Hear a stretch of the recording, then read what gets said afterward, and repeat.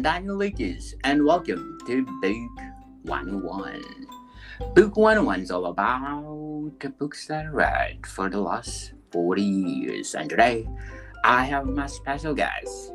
He is the author of several books. No other than Mr. Richard Ayre. Hello, Daniel.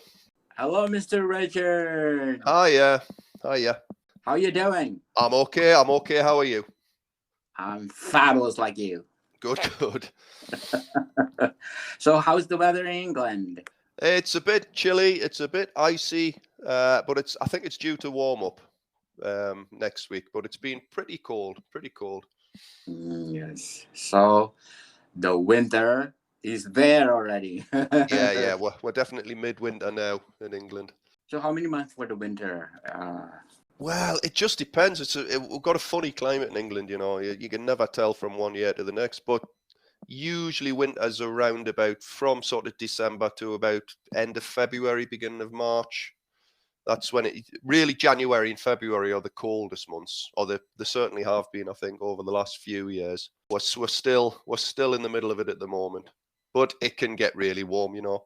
Sometimes Christmas Day it's sunny, you know. Yeah. So you can never tell. Is there a case that really Christmas Day is sunny in England? It just depends. It all depends. I mean, there is a chance of a bit of snow this year, I think, but it can be vastly different from one year to the next. You can have a foot of snow. Yeah. That's quite rare. Usually it's just drizzly and damp and horrible. That's what Gloomy. That's gloomy. Yeah, gloomy is the word. That's probably what it mostly is. Yes. Mr. Richard, let's talk about point of contact. Point of contact, yeah. So Point of Contact was actually the first full-length story I ever wrote. Very different to what it is now. I wrote Point of Contact on a typewriter way back it must have been possibly even the late 80s or certainly early 90s. And I wrote it all out, typed it all out, and sent it off, spelling mistakes and all, to various different agents and things, and it got nowhere. And so I sort of left it, and then then after that I wrote Minstrel's Bargain, which we've previously talked about. But yeah, so Point of Contact has been through quite a few changes. The story's the same, but when I first wrote it, it was quite different to how it is now. And once Minstrel's Bargain got published, and I wanted a different publisher, so I found a local publisher who took on Point of Contact and published it for the first time. And then I sort of, again, nothing was happening with it. So eventually, and I think this was after or halfway through writing the Prophecy trilogy, I took the sort of rights back and I just self-published it. So it ended up being self-published for quite a while until I came across the publishers I'm with now, and I was just going to keep it as a self-published book, you know. But once I'd written Life Eternal, Pete and Si at the publishers, they said, "Look, are you writing anything else?" And I'd been starting writing something that I've got on the boil. I've started loads of different stories and not finished very many at the moment. And I said, "Yeah, I'm doing this. And it was another sort of speculative type book that I was working on. And I said, "Look, listen, if you want something else off us, I've got this other book that I'm self-published." And I explained what it was. And they said, "Well, look, we'll have a look at it and we'll see what they thought, you know." So they had a look at the self-published version of Point of Contact, and they got back to me and they said, look, this is they liked it, this is good. But it is sci-fi sort of horror, but it does start in a quite almost like a police procedural type thing, like an investigation type of book.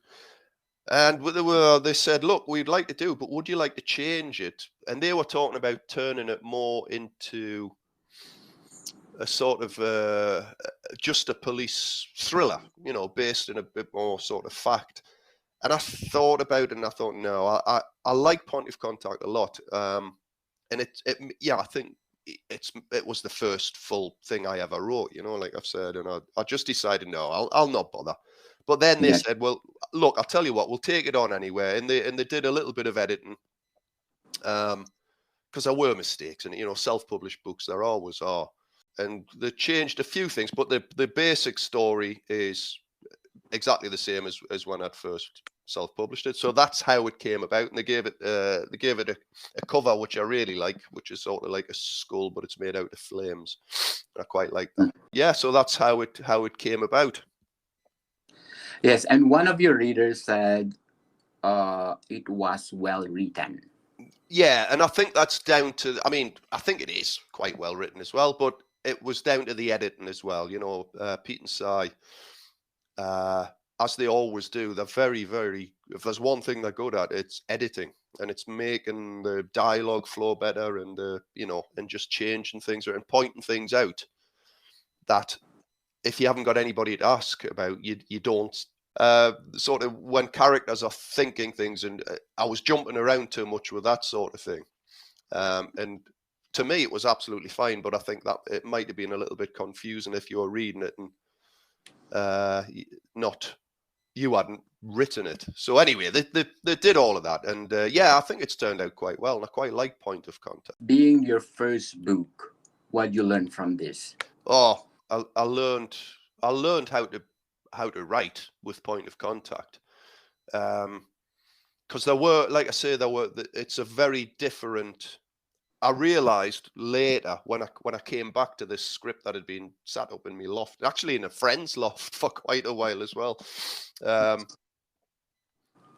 read it and I thought, oh my God, it's one of the most embarrassing things reading something back that I had sent out to agents and things, because when I first looked at it, the first thing I'd ever written, and I thought this is a masterpiece, this is brilliant, it's going to be a bestseller. And then I read it and I thought, oh my God, this is awful. There were some really badly written parts of it.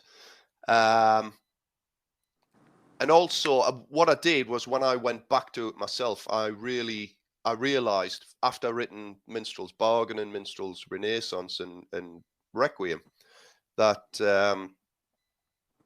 it needed something else. Excuse me, I realized it needed something else, and that is when I brought in there's parts of the book where you almost go through the baddie's life from a child to an adult. There is a you always need a baddie in your books, and there is a baddie in this book, but he communicates with these group of people that he calls the visitors. But you never really know whether the visitors are actually real, or are they just a part of this guy's broken mind, because he's a bit of a crackerjack. He's a psychopath, but he's got powers. And that's and also I inserted a bit of a love story in there as well, because originally there's a detective in there called Goddard, who was originally a man called Bosun. So, and him and Fenwick, the main character, they became friends in the first book. But I turned Bosun into Lisa Goddard as a sort of a love interest, I also wanted to, with a reason for doing that was making a female character not just a victim or some sort of wilting flower that has to be saved, So I quite like Goddard because she's quite part, if you sort of she's kick ass, you know what I mean? She's a police and she's not going to back down, and she gets into a few scrapes. And I think she holds her own in the book just as much as Ian Fenwick does, who is the main character in the book. Getting back to your original question, I learned loads from this, you know. How many revision you did? Yeah, so the major revision was once I forced myself to read through the drivel I had first written down. I realized the story itself was solid, but it was what I'd learned from writing. You know, like anything, I think hopefully you should get better the more you do things. And I think I was by the time I came to redo it, I realized I realized various different things that this book needed that it lacked. So I think it went through one massive revision, really, really big, ruthless sort of additions and cutouts, and like I say, I made the visitors this. I tried to make the visitors this. You're not quite sure whether these things are real or not, and I thought it gave a bit of more of a focus and a bit more of a reason for why this guy does what he does, because he thinks he's doing it for them, rather than just being you're sort of run of the mill madman, you know. And so there was that major revision, and then the second revision I would say would be the one that Pete and Si did, where they tidied it up, if you like. You know, it was a lighter touch edit than normal. Because they didn't want to, I said I didn't really want to change the story. So they just tidied it up. So I think it's probably as good as it's going to get now. So the revision. Yeah. I think it's a good revision now. So according to Loretta, she rated the book 5-star. Yeah. And I want to read the last paragraph. It says, the satisfying ending wrapped up. But to my delight, there was one more chapter dated 2017, which gave chills all over again and left me wondering what will happen in Fanswick future world. Maybe the author will tell us one day. Yeah. I did leave it I didn't leave it open ended, but I did. I wanted to leave it on it's not quite finished yet. It's not quite over, even though you think it is. So, and I know what you're sort of thinking, is there going to be a sequel to Point of Contact? And there could be, and maybe one day there. Well, I haven't got any ideas about what that sequel would be. If I did write a sequel to that, I don't think I would have Goddard and Fenwick in it. I think it would be a sequel, maybe with new characters, and it would have. I suppose it would have to be at least another 5 or 6 years, because the book is set in. I think it's set in 2016.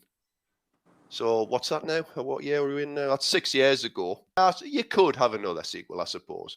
But I don't know if I want to do that. I don't know. It was never intended to be a sequel. I just want that last bit. And Loretta is a lovely woman. And she's a Canadian. Oh, wow. Yeah.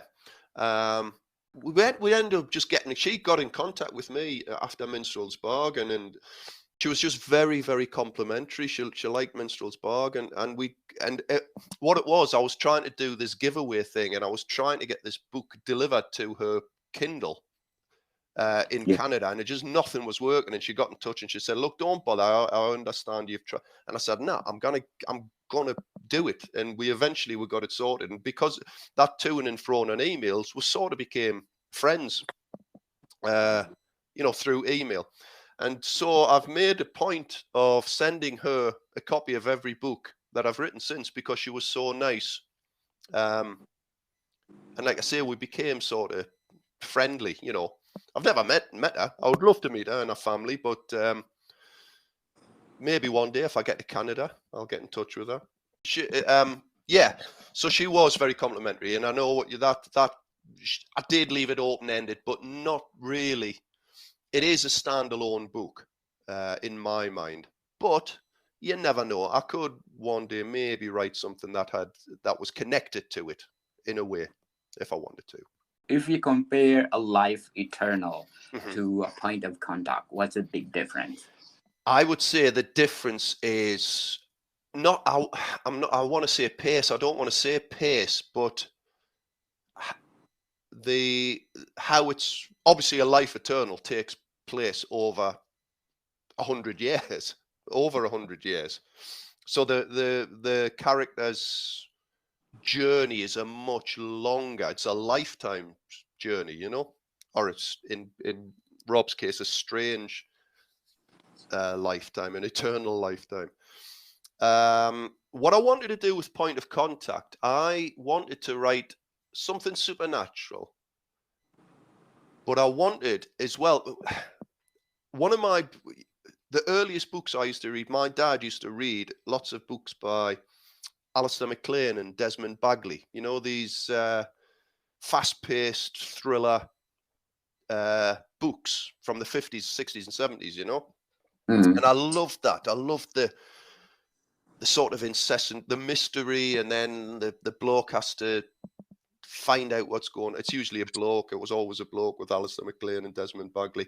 And then there'll be some fast-paced system going, you know, chases and car chases and climbing up buildings and all sorts of things like that. And that's what I wanted in Point of Contact. So I made it quite thrillery and fast-paced, almost as a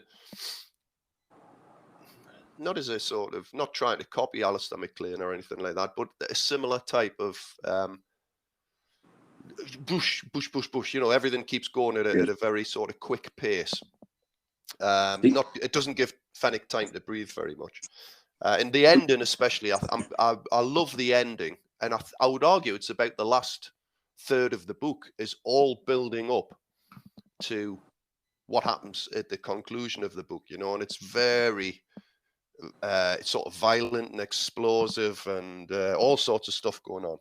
So that, I would say, that is the big difference between Point of Contact and A Life Eternal. Life Eternal is much more, it's dealing with internal thoughts and wishes and hopes and fears, whereas Point of Contact is it's a lot more, you know, bish bash bosh sort of thing going on. So they're very different books, actually. And that's what I like. I like writing different things. And according to Mr. Chris Trottleblaye, yeah, the book brilliant. Wow. What makes the book Point of Contact brilliant? I think it was because it was different to Minstrel's Bargain. And it's a very different kind of book. Minstrel's Bargain is an out-and-out horror book, you know, very gory, very violent. And it had to be, because I wanted, you know, the fact that when people get taken over by Minstrel's power, they grin as they do these horrific things to each other. And so I wanted that to be in your face, 80s style pulp horror. But Point of Contact was a different type of book. Again, I'm very much inspired to write by James Herbert, and James Herbert often writes these books that almost cross genres, you know. James Herbert's books, a book such as The Jonah, which is on one level it's a police investigation. It's this guy Jim he's a police officer, and he's investigating a potential drug factory on the coast, but at the same time there is this horror sci-fi element to it about his own past. And that's kind of what I wanted to do with Point of Contact. I wanted to have a fast-paced thriller, but I wanted to have it with this speculative sort of horror aspect to it. So it's really good, to do that. But then on the other hand, it's very hard to pigeonhole the book. I find most of my, well, apart from the prophecy books, they're horror. You can pigeonhole, that's horror. It's British horror.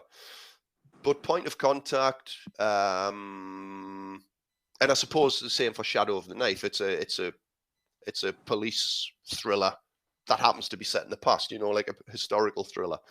But Point of Contact and A Life Eternal, especially, they're very hard books to sort of pigeonhole into what genre they are. And I quite like that.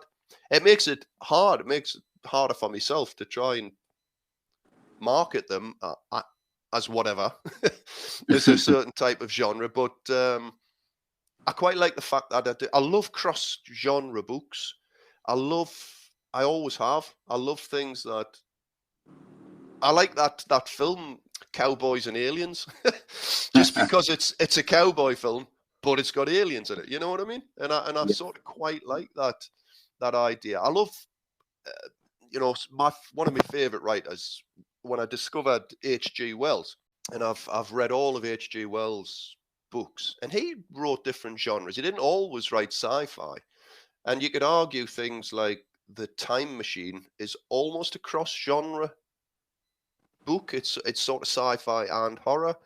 I love oh my god, I've forgotten the guy's name. Day of the Triffids, John Wyndham.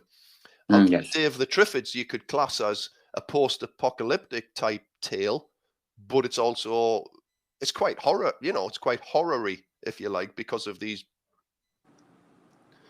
plants that are killing people. These giant plants, and I just like that type of crossing over of genres. And I like people that say, well, I don't know what he's going to write next, because he's written horror, he's written sort of sci-fi, he's written police procedurals, he's written A Life Eternal. I still don't know what genre that falls into. I suppose it's speculative, if you want to, which covers quite a few different bars, if you like. But yeah, but Chris, and I know you've talked to Chris as well. I've listened to him talking about Acolyte, and he's the second book, The Sworn Season. And I love Chris's writing, and we became friends. He explained this, but we became friends through the first publisher that we were both with, me with Minstrel's Bargain and him with Acolyte. And we've sort of just championed each other's work. He's a great writer. He's a lovely, lovely man. And like I say, you meet people on this writing journey, and they become friends. And I've never met him face to face again. I've never met Chris face to face. I've talked to him because he does his own podcast show as well. And he's interviewed me a couple of times on his show, and we've talked and we email. And but yeah, he's another person I would love one day to meet up with and have a beer with and chew the fat.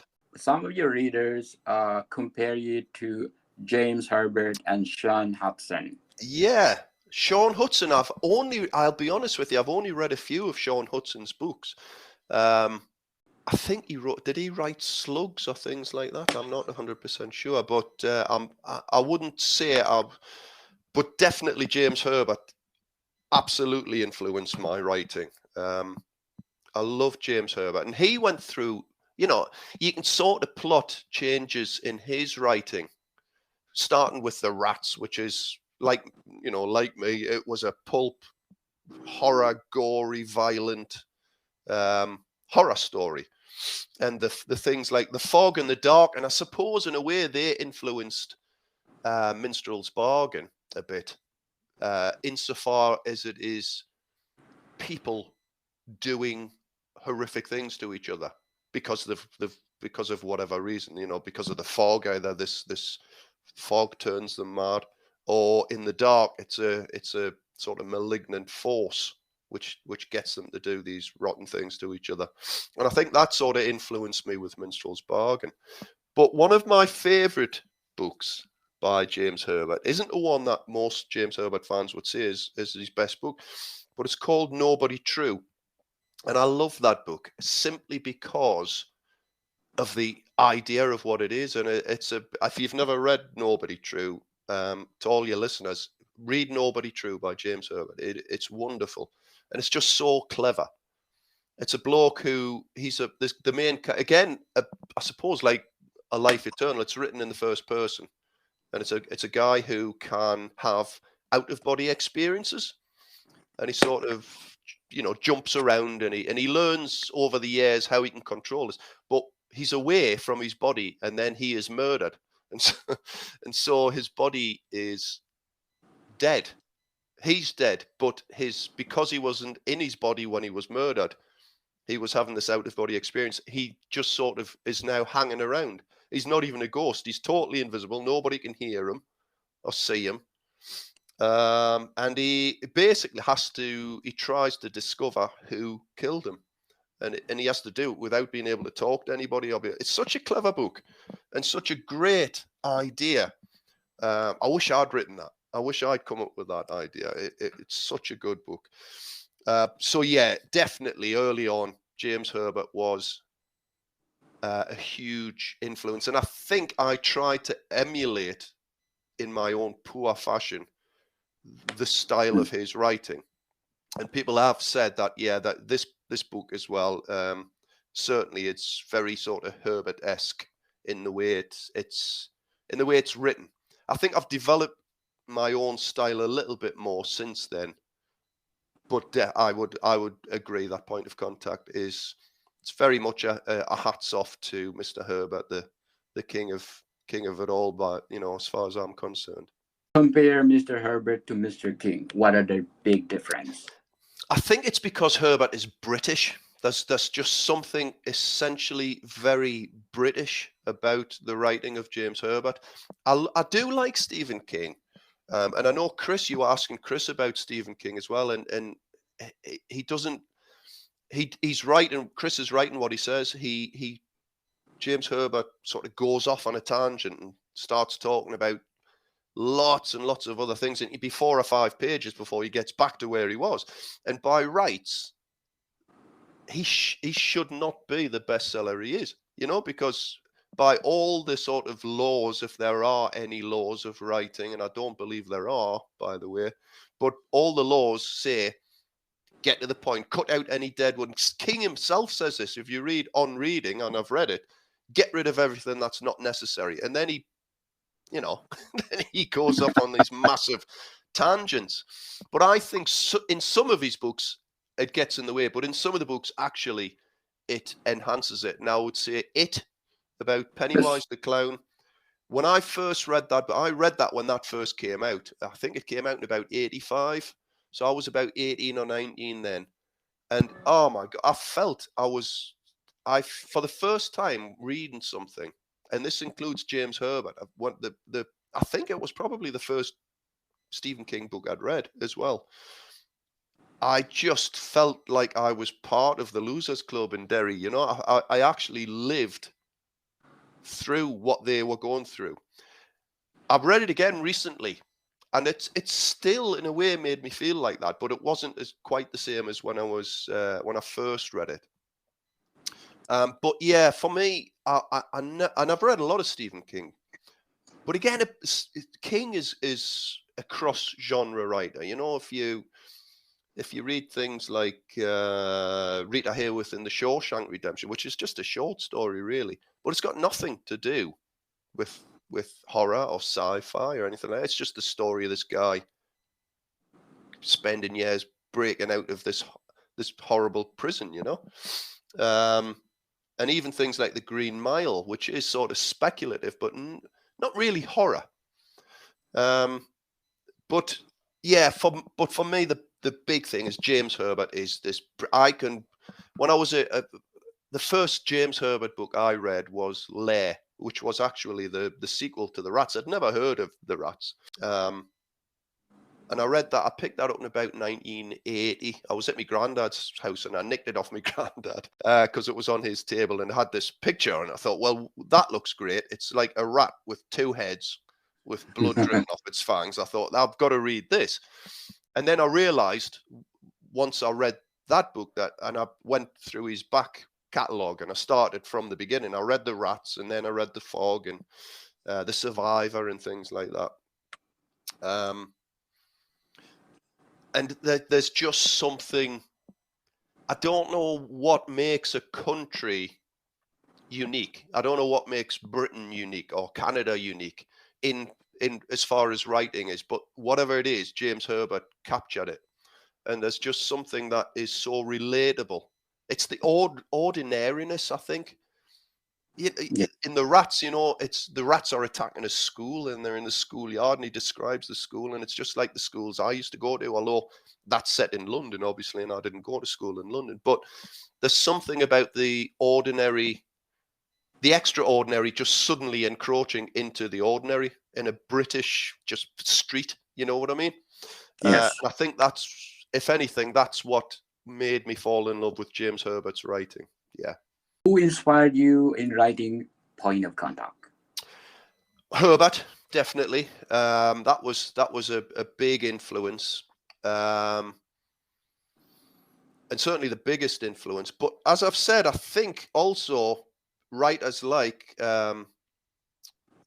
John Wyndham and even H.G. Wells, in a way. I think there were a lot of, and Alistair MacLean, Desmond Bagley, those sort of old school thriller writers. All of those were influences in Point of Contact, as well as my own interest in. It's not about spontaneous human combustion. You think it is, but it isn't.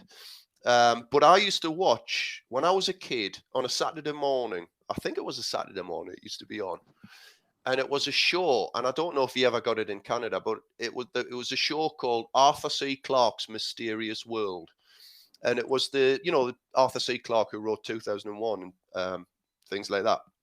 Yes. And he would just every week that'd be like 2 or 3 documentaries about various different sort of supernatural events. And I remember watching one about spontaneous human combustion. And I think it must have stuck in my head a bit like James Herbert, because a lot of it was British. They had these old grainy black and white photographs of bodies, or it wasn't a body, it was just a burnt, charred sort of mess on the floor with a foot. And I remember seeing this black and white photograph on Arthur C. Clarke's Mysterious World. And I think even I was probably only about 10 or 12 when I watched that. I thought, oh, that's really interesting. And I read up about spontaneous human combustion. And then I read that actually every single case of so-called spontaneous human combustion is actually, you can prove it was an outside source. The people do not just suddenly burst into flame. You know what I mean? I mean, it's in Dickens. If you read Bleak House, I think there's one of the characters in Bleak House. Because the Victorians used to think that if you were an alcoholic, if you drank too much, you could set yourself on fire. Your body would sort of, like you can burn rum or something, and then your body would go. And one of the characters in there spontaneously goes on fire. And even in Great Expectations, you never really find out why Mrs. Havisham goes on fire. It's probable that a coal sets her dress on fire. I think it's a while since I've read it, but I've always thought there's a bit of a mysterious sort of element to her burning to death as well. So yeah, it was those loads of different influences, really, and that's why I wanted to write it. Really, that's where this idea, the germ of the idea, came from. Do you think in the future, Point of Contact, you will modify it again?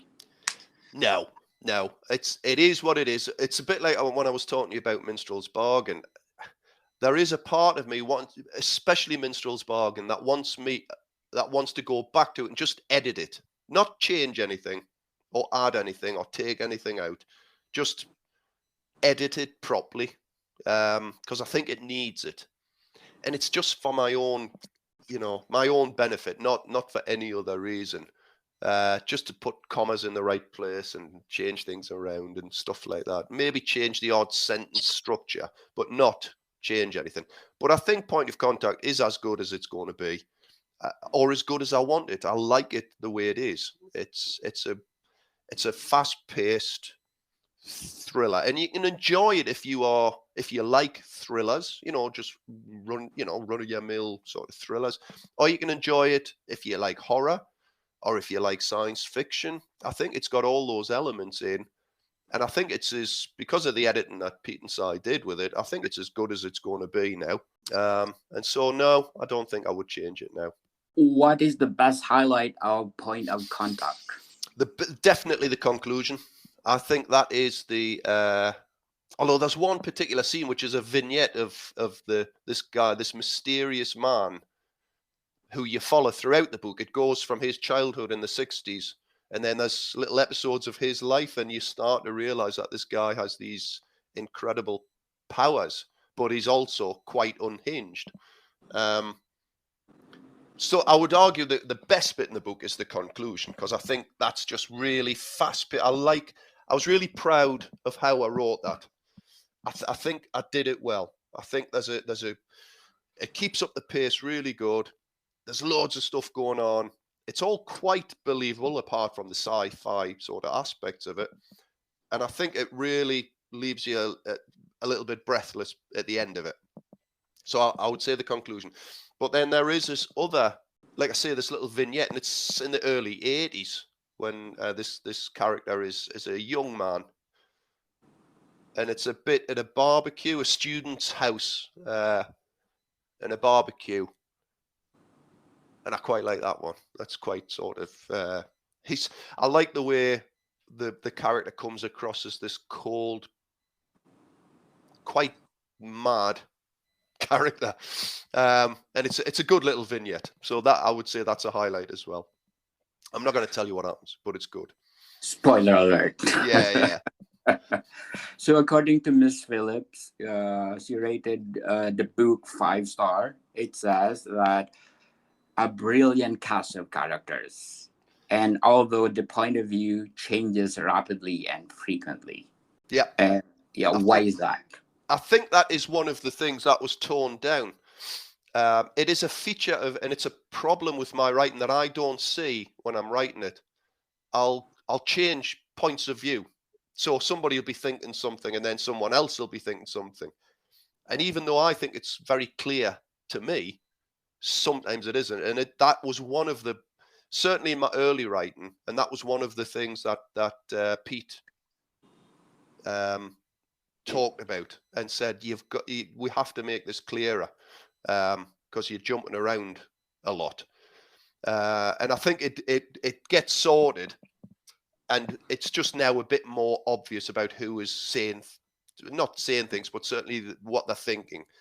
And I think the reason for that is going back to what Fee said about the cast of characters. I like the characters. Every single character in that book is, well, nearly every single character is as important as the other. A bit like Handy and Jackson in Shadow of the Knife. Each of those are just as important for the story. There isn't a main character, if you like, in that particular book. You could argue that Ian Fenwick is the protagonist in this one, but Lisa Goddard is just as important. You've got a detective inspector in there who is just as important, and you've got a young girl as well, who is the sort of the catalyst for what happens in the story. She's just as important as well. And actually, for anybody who's read Minstrel's Bargain, I put in a little, do you call them Easter eggs? Is that what they're called nowadays? There's because Minstrel's Bargain is set in 1988 and 1989. There's a bit in that book where there is a massacre at the local ice rink. And the police investigators, the investigator and his sergeant come to interview Phil, the main character in Minstrel's Bargain. And I made the detective inspector the sergeant, who was a young sergeant in 1988, and now he's this grizzled inspector in Point of Contact, which is set nearly 30 years later. And he thinks back to that ice rink scene. Just a brief little scene. Nobody will get it unless you've read Minstrel's Bargain as well, you know. But Yeah. I quite like doing stuff like that. And one of your best review, I think, is this one. Point of contact is much better than King. It's She's better sort of, than the most. Yes. yeah, I think she compares it, and rightly so, again, to almost like sort of Sean Hudson, James Herbert, but there were in the early 80s, late 70s, there were a slew of sort of, if you want to call them, schlock horror type of books coming out. And I was exactly the same. I was sitting in my bedroom reading all these books as well when I was, a younger person. And yeah, she's very kindly says that the writing in Point of Contact is better, and it's really pleasing to hear. It's very nice of her. I suppose it's because Point of Contact was written in the late 1980s, and it was very much influenced by those type of books. Certainly the first version of it was, which was a bit darker in a way and a bit more violent in a way. I sort of toned it down slightly. I didn't want to have Point of Contact as in-your-face violent as Minstrel's Bargain or the prophecy books. They had to be violent because Minstrel is a demon and he takes pleasure in people hurting each other, but this is it was a different sort of type of thing. So I didn't want it quite as gory, although there are some, obviously people bursting into flame is quite gory. But yeah, no, I've had some nice reviews. I had a god awful review as well by this woman. I think it was a woman in America, I think, who I thought was a bit unfair. But there you go. That's you. You take the good with the bad. Everybody's going to get a 1-star review at some point in their lives. Of course. But most reviewers have thought it's okay. Yes. And I think bad review make you better, as what they said. Well, I think a bad review that points out things that you agree with can make you better. But this it didn't really say anything to help me. It was just pretty vitriolic, and I've never come across that before. I'm sure I'll come across it again. So I didn't get anything out of it about the reasons why the reviewer didn't like it so much. I was so hateful towards it. But there you go, knock yourself out. But I learned four things about Point of Contact according to your reviewer. Right. Number 1, well written. Number 2, brilliant. Number 3, fast paced thriller, science fiction, or horror. Right? And number 4, what do you think, Mr. Richard? Number 4, what? I don't know. What else would be? Go on, tell us. I don't know. Brilliant again. Oh, brilliant again. Right, that's good. Yes. Always want to be brilliant. Of course. And it's nice to talk the book because it's really brilliant. And even I never read yet. I'm looking forward to read because it inspired me, those reviews. What else you can say about Point of Contact?